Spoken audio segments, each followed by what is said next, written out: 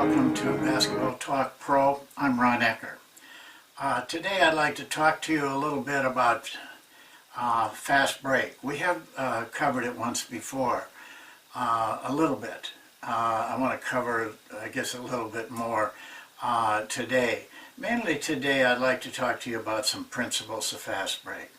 I'd like to talk to you about some of the problems with fast break, and maybe give you some ideas in developing your own thoughts on this part of the game. It's a very important part.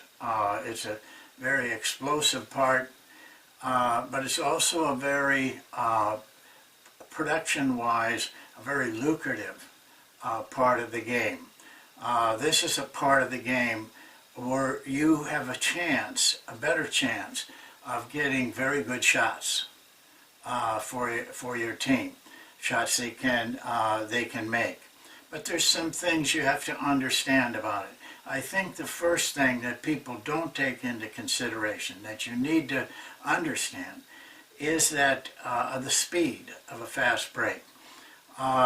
Most fast breaks, if they get a shot or have a turnover, both of those things occur with around 4 seconds gone after the offense gets the ball.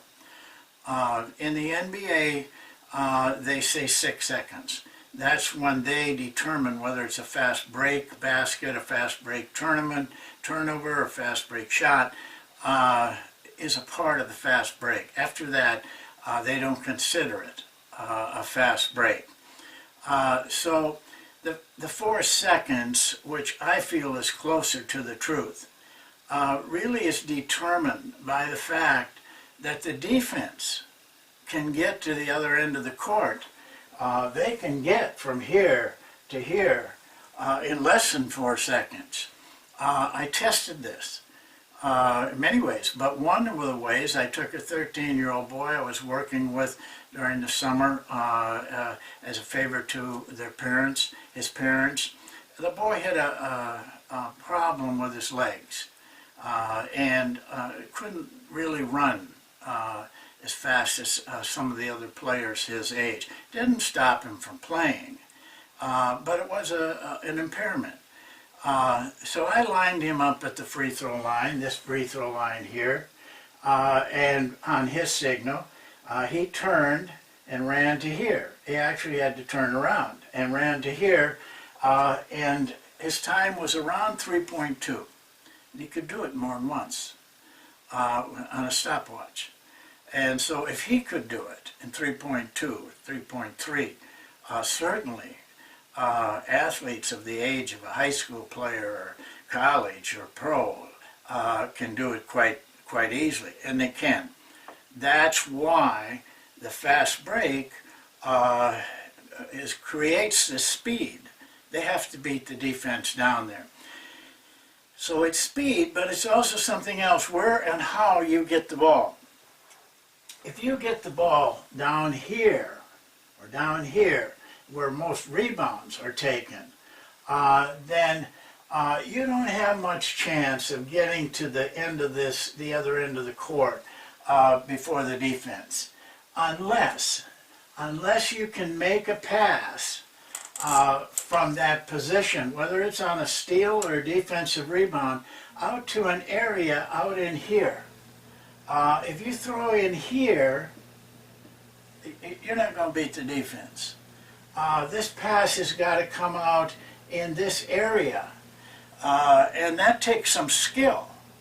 And it also means that your outlet man has got to get to that spot, or over here, or over there, whichever side it's on, and wherever they can get to. And that takes some skill. So there's a lot of things that enter into that 4 seconds. Now, we don't have to stop, though, in 4 seconds. And that maybe is the most important part of the fast break. The fast break makes the defense run to get to the other end of the court. And many times, they're unsettled. They don't have the right man to guard. They aren't in the right position. They're scrambling to get set. And that part of the fast break I call transition. I do not call it secondary break. My experience has been that people talk about the secondary break are really talking about almost like a play at the end of it. I have never seen that effective at any level of play. They talk about it, looks good in practice, looks really good on the whiteboard. But in a game, it just is difficult to do, and I want to talk to you about some of those difficulties. In my mind, when you get the ball and you're on a fast break situation, that's mayhem. You don't know where your players are. For example, we talk about this pass, but the guy you want to get the ball to may be down here. When they attack, you don't know which players are going to be in which spots. Coaches practice running lanes, but you don't know who's going to run in those lanes, and you don't even know if they can get to those lanes in that length of time. I can only describe it as mayhem. It's almost out of control, and so that's one of the things you have to think about in your attack in this part of the game. And also, the players are running at a very high speed, much faster than they have to use any of their speed at any other time. And to travel that distance in around 4 seconds. And there's no formation when you get there. Who knows when they get the ball down in here where they can attack, or down in here where they can attack, who's going to be where? There's no way of knowing that. I don't care how you try to organize it. You can try running 3-on-2s, 3-on-1s, 2-on-1s, but it just doesn't happen like that. Look at your films. See how many times you see a 3-on-1, a 3-on-2, a 2-on-1. You're lucky if you see it once.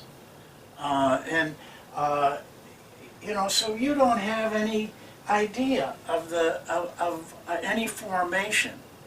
It happens that fast, and if you want to continue the attack, you have to do it from a non-formation type of situation. Well, there's a bright spot though, because the defense is also in mayhem. They are running hard to get back, to be able to cover their men, and the attack is coming at them. They don't know who to cover. They cover a guy that they don't normally cover. They have to. If they try to get to their own men, that creates more problems for the defense.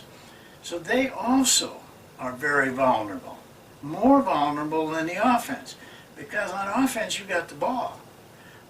They are just trying to stop you from getting a good shot, and they're very vulnerable. They do not contest shots well in that situation. They do not defend drives well in that situation. They do not defend cuts well, and they do not rebound well when they're in this stage of scramble, I call it. They don't know exactly what they're to do. That's if you don't set up. Now, you have some choices, though. One of the choices is you can set up, but then you're not going to get really any fast break. But you see it all the time. Defensive rebound, maybe they have to struggle a little bit to get it out. The coach stands up and gives them number 2. Now they're running a play. Now the defense gets set. I think you give up a great advantage when you do that. Or you can control the speed of your players. You can still get to that 4 seconds, not going at high speed. You can have a controlled speed. That will cut down some errors and allow you to formate a little bit easier and faster. Or you can play by rules instead of any type of set.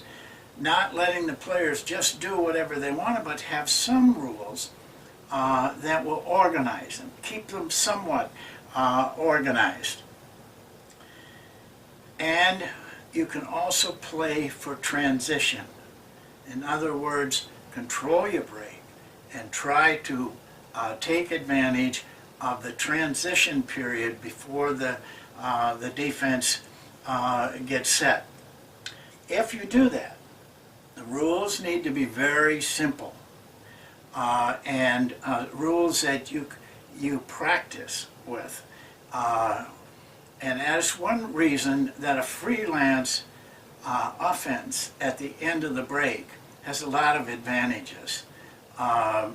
Plus there's some types of offenses that lend itself well to this. I thought the triangle lends itself very well to this kind of playing without a formation and getting into the defense while they're still setting up. And you do this by sustaining your attack. But a couple things on that. When you're allowing players to run by rules and not having any prescribed setup, you have to practice it. Most coaches practice fast break in a structured drill. But that isn't how they're going to play in the game. You need to practice in an unstructured situation, and you can do that. When we go to the next segment, and I will show you, some offensive things that you can do that, but you have to practice it. When they had the raid on Osama bin Laden with the SEALs, if you listen to the guy that led that raid and wrote the book about it, there were some things that came out of that were very interesting to me. Now the SEALs planned meticulously for that raid. They also, part of that plan though, was if the plan broke down, the SEALs in all of their raids and things they do have what they call a plan for the plan when it breaks down. Very simple. It's one word. Just to have one word. And that tells everybody, which is a lot of people in those attacks and in that attack, hey, we're on our own. In fact, the term that they use, it's like playing pickup basketball. That's the term that they use to designate that plan, that attack. Well, what happened when they went on raid and they killed Osama bin Laden? The first helicopter was to land on the ground. They were the main attack. They were coming from into the house that he was in. The second helicopter landed on the roof, and they were to come from the top down. The first helicopter had a accident. It almost crashed. Luckily, they hung up on a fence so that the SEALs could still get out of the helicopter and continue the attack. But at that point, what happened within seconds, at that point, the plan was over. they were on their own. And they let themselves know that, but because they were prepared for that, and because they were, they knew what they were to do, and with simple rules, without even talking hardly, they were able to stay somewhat organized. In fact, the shot that killed bin Laden was improvised. It wasn't planned. It just happened that one of the men there could speak the language, and he whispered. He thought he couldn't say it, so he whispered it. Bin Laden came out. That's how they shot him. So all of this is like us in basketball. Listen, if you can train men to react and take over like that and improvise in a situation of life and death, as coaches, we can certainly should be able to train our players in the same type of quickly going to an improvising situation over a planned situation. We can do that, but we have to practice it. We have to show them, we have to give them some simple rules, simple words that they can communicate with themselves, and give them the opportunity to get experience in it. Then you can take advantage of a defense that is very vulnerable. I've said this before. If somebody had control over me and the team and said, you can only teach one offensive thing, that's all you can teach. You got to play games with that. That's it. I would teach the fast break to transition, because my experience has told me that this is a very powerful offensive part of the game, much more so than getting the ball out of bounds and having to play against a set defense. I want to show you, I want to take this farther with you. I'm not sure when I will do it. Maybe next segment, or someone very not too far away. But you know, I've always told you this.